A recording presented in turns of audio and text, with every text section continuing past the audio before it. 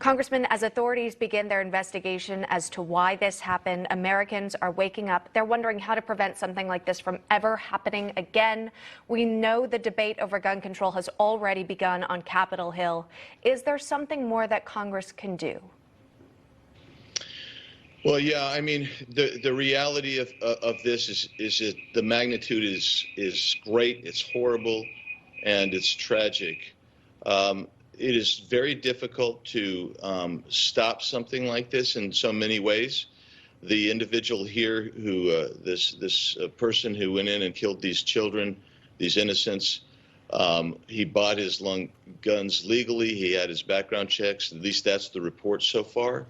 And it also indicates pretty clearly that he had some malevolent intentions, not necessarily against those kids per se, but against his own family members. This is ridiculously evil what's happening here, and it's something that is more than just laws that need to be passed or laws that need to be reviewed. It is something that's societal as well, and so it's a very difficult situation to try to get our hands on it. And I think we always talk about these things, but you have to talk about these things without politicizing or horrific. And this is not a tragedy. This is an evil massacre.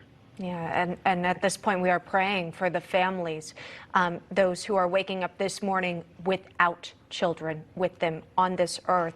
Congressman, when it comes to securing schools, making sure they're safe, is there funding that Congress could be providing when it comes to offering resource officers there who are armed and perhaps could spring into action if an event like this were to take place at other schools across this nation?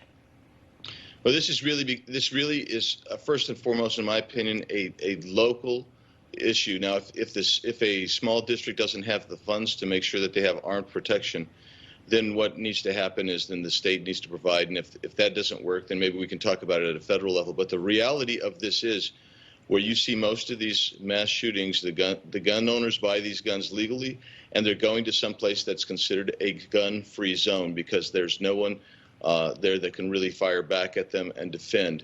We know that where it's not gun-free zones, that there are people that come and they're able to stop these bad guys that are coming in that have evil intentions.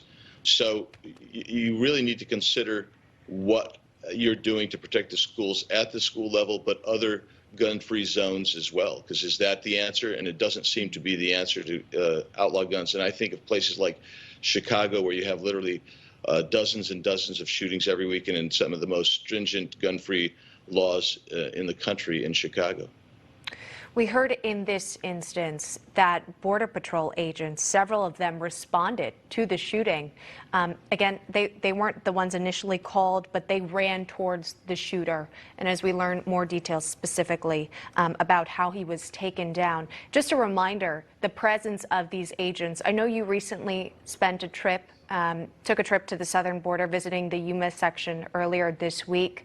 Of course, this all has to do at a time when we are seeing a record number of illegal border crossers.